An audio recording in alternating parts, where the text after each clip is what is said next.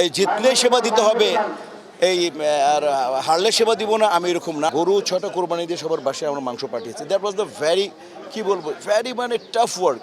দুটো প্রশ্ন করলে, একটা জয়ের ব্যাপারে কতটুকু আশাবাদী, ইনশাল্লাহ আমার মানে ওস্তাদ বলতেন প্রিপারেশন লাগবে 100%, এক্সপেকটেশন লাগবে 60%। তো ইনশাল্লাহ জয়ের ব্যাপারে সেই সূত্রে, যেহেতু আমি প্রিপারেশনটা ইনশাল্লাহ ভালো 100-এ যদি বিচার করি তাহলে 95% নিয়েছি, সেই সূত্রে আমি জয়ের ব্যাপারে 95 to 100% আশাবাদী। আর কি করব সেটা হচ্ছে, আমি গতবারের আগেবার ছিলাম প্রেসিডেন্ট, তার আগেরবার ছিলাম প্রেসিডেন্ট, তার আগেরবার ছিলাম সেক্রেটারি। তো আমি কি করেছি, আপনারা যারা আমার শিল্পী সমিতির সাথে জড়িত তারা জানে আমি কি করেছি, সেটাই শিল্পী কল্যাণ ট্রাস্ট করার পেছনে আমি এককভাবে ভূমিকা রেখেছি। আমি বাংলাদেশের যৌথ প্রযোজন নামে যে প্রতারণা হতো সেটা বন্ধ করতে পেরেছি। আমি একমাত্র শিল্পী যে কেস খেয়েছি, হল মালিকরা বন্ধ করেছেন, 6 মাস ধরে আমাকে বয়কট করে রেখেছেন। কাজে আমি কি করেছি সেটা এভরিবডি নোজ। আর করোনাকালীন সময়ে আমি ছিলাম প্রেসিডেন্ট, আমার প্রত্যেকটা শিল্পী যার প্রয়োজন ছিল, সবটা না প্রয়োজন ছিল, তাদের বাসায় আমি 15 থেকে 17 বার আমি খাবার টাকা পাঠিয়েছি।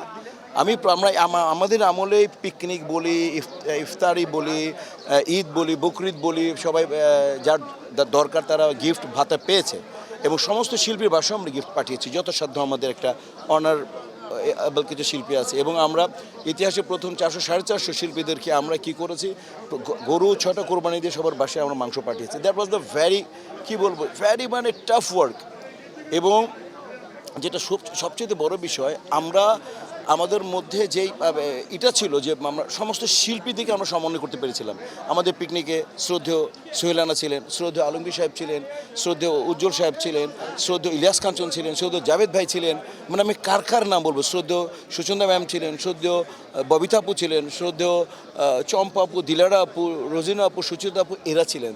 তো আর বিগত 2 বছর আপনি অন্যান্য বড় বড় ফেস্টিভ্যালগুলো দেখেন কারা ছিল।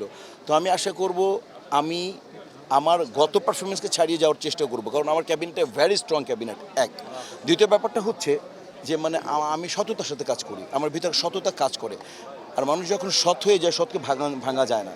তো তেমনি করি, যেহেতু আমি সৎ, আমি দ্বিখণ্ডিত হব না। আর সতের নিজস্ব একটা সৌন্দর্য আছে, একটা অবকাঠামো খুব স্ট্রং হয়। আমার অবকাঠামো কারা, আমার গোটে 21 জন, এই 21 জনকে নিয়ে আমি কাজ করব যদি আমি জিতি। এবং আমি যদি পরাজিত হই, তাও যারা 21 জন ছিল তাদের হয়ে কাজ করব। মূলত আমি শিল্পীর স্বার্থে, চলচ্চিত্রের স্বার্থে আমার জীবন দিতে প্রস্তুত। এবং করোনাকালীন সময় আমি এটা করেছি, এবং তোমরা ভাই বোনরা আমাদেরকে করোনা যুদ্ধ বলেছিলে। এই জিতলে সেবা দিতে হবে, এই আর হারলে সেবা দিব না, আমি এরকম না। আপনারা জেনেছেন গতবার আমি হেরেছি কাঞ্চন ভাইয়ের কাছে, আমি তার মালা গলায় পরিয়ে দিয়ে এসেছি এবং ওত করিয়ে দিয়ে এসেছি, রাইট। তাকে আমি বিতর্কিত মুক্ত রেখেছি, রাইট। আমি